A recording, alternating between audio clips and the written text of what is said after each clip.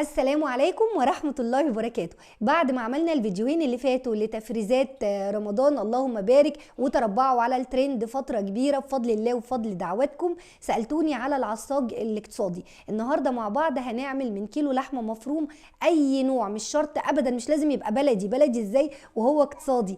اي نوع لحمة مفرومة كيلو هنعمل منه النهاردة عصاج يغطي لي كل صواني رمضان. ازاي الكلام ده؟ يلا بينا نشوف مع بعض. بصوا كده اللهم بارك، 5 اطباق، الطبق الواحد وزن نص كيلو بالظبط من كيلو لحمه مفرومه. وشوفوا شكلها متحبشه ومخدومه ازاي، الجمال ده كله بقى. تعالوا نشوف عملناه ازاي. اول حاجه جبت الميزان، عندي كيلو بصل بالظبط الكيلو لحمه مفرومه. كيلو بصل يا جماعه قد اللحمه المفرومه بصل، وادي كيلو لحمه مفرومه بالظبط قدامكم. بعد كده جبت كيس نص كيلو عدس بجبه، اللي هو العدس الاسود او بتاع الكشري، الوزن نص كيلو بالظبط. كيس الضحى، انا استعملت الضحى، تقدروا تستعملوا اي نوع. نص كيلو بالظبط، يبقى كيلو بصل قصاده كيلو لحمه مفرومه وكيس نص كيلو من عدس بجبه. لازم احطه في الحوض واغسله كويس قوي، ادعكه بين كفوف ايديا عشان اي طينه تنزل وتدوب في الميه، وافضل اغير الميه عليه مره واتنين وعشرة لغايه ما ميته تبقى شفافه كده زي الفل. وبعد كده اسيبه في ميته حوالي 10 دقايق بس. بصوا الميه لازم تبقى شفافه كده اللهم بارك. بعد كده بجيب حله نصها ميه على النار وانزل بالعدس اللي سبته حوالي 10 دقايق في الميه. لازم يتسلق كويس قوي كانه بيتهري بالظبط، بس العدسيه تبقى ايه بشخصيتها كده، ما يتهريش يبقى عجينه، مع رشه ملح صغيره، واسيبه لغايه ما يتسلق. على ما يتسلق تعالوا بقى نحضر الخلطه بتاعتنا. ادي كيلو البصل اتقشر، وعندي كمان كيلو فلفل الوان. هجيب الكبه وهقطع البصل بالشكل ده وهديله فرم خشن يا جماعه. انا مش عايزه البصل يضيع مني معالمه، مش عايزه الكبه تفرمه تعصره. ولو ما عندكيش كبه خرطيه على ايديكي على طريقه امهاتنا بتاعت زمان، بحبها جدا بتاعت الطبيخ. فانا كده بصوا لازم سواء على ايديكي او في الكبه يبقى خشن بالشكل ده. شايفين انا مهتمه ازاي اوريكم قوامه بيبقى عامل ازاي؟ لازم اهو مش معصور بالشكل ده، سواء بسكينه حاميه او على ايديكي. بعد كده مكان البصل على طول بجيب الفلفل الالوان، وممكن بداله فلفل رومي، بروح حاطاه برده في الكبه، ونفس الطريقه ضرب متقطع عشان يديني قوام خشن يا جماعه. مفيش حاجه هتتعسر، مش عايزه حاجه تنزل ميتها خالص، ضرب خشن كده بالشكل ده. يبقى كده في الاول خالص البصل والفلفل الالوان بجهزهم قبل ما احط اللحمه المفرومه على النار، بستغل الوقت بس على ما العدس يستوي كويس قوي. بصوا ضرب متقطع اداني ايه؟ شايفين القوام وهو المطلوب. هنا كان العدس استوى زي ما انتم شايفين وزاد ما شاء الله، نص كيلو رمالي كتير اللهم بارك. هجيب بقى وok كده حلو كده كبير وهحط فيه زيت، ولو عندك ليا حطي حوالي معلقه، ما عندكيش بدلها ممكن معلقه سمنه بلدي برضو بتبقى حلوه، او اي سمنه تانية يعني، اي حاجه بس تدي نكهه مميزه كده للخلطه بتاعتنا.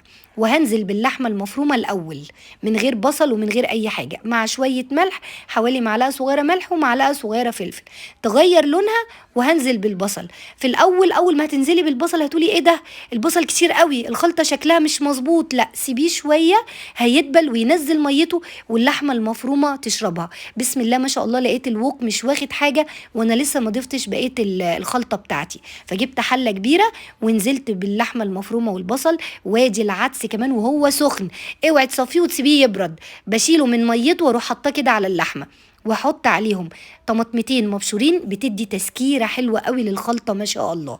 وبعد كده نص كوبايه بس ميه سخنه، ادي ملح وفلفل اسود الاول، وادي بهارات وشويه كمون، والبابريكا مهمه جدا عشان توحد لي لون العدس واللحمه المفرومه مع بعض، يبقى لونها كانها خلطه واحده. وهحط نص كوبايه ميه سخنه واسيب العدس واللحمه المفرومه ياخدوا بقى من قلب بعض. اللحمه المفرومه هتغطي عليه تماما، العدس ده يا جماعه هيدوب ولا كانه موجود.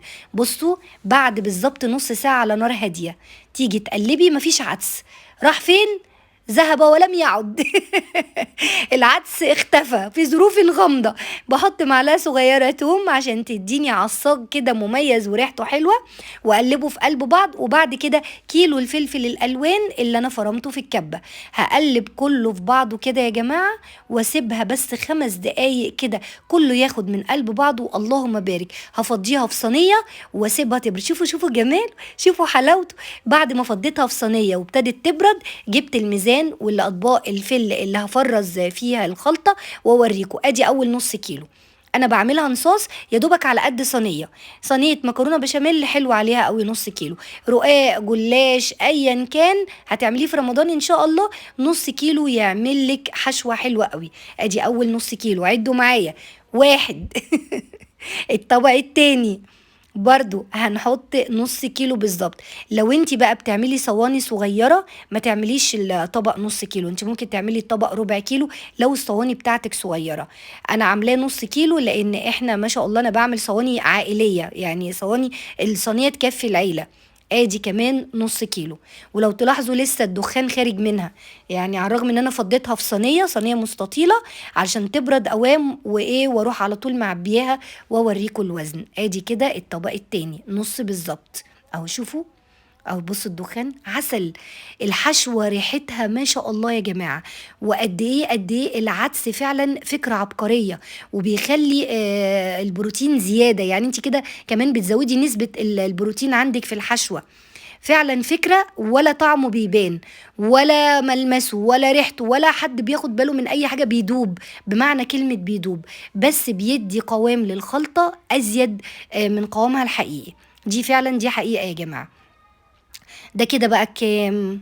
قعدت اتكلم معاكم ونسيت، هو ده التالت ولا الرابع؟ والله ما فاكره. ايا كان هنعرف دلوقتي مع بعض. المهم في النهايه ان هو اداني 5 اطباق زي ما قلت لكم. الطبق نص كيلو، يعني بمعنى صح 2 كيلو ونص. كل اللي استخدمنا كيلو مفروم. ممكن تجيبيه مستورد، تجيبيه من منافذ بيع اللي هي بتاعة الجيش، ممكن تجيبي من الخيم الرمضانية. اي نوع لحمة مفرومة والله يا جماعة. يعني انا ساعات بجيب من المجمدات بتبقى حلوة قوي. تجيبي كيلو لحمة مفرومة وكيلو بصل بالظبط قدها، قد وزن اللحمة المفرومة هيبقى بالظبط بصل. لو عملتي 2 كيلو اساس تغطي الشهر كله ان شاء الله، يبقى 2 كيلو بصل.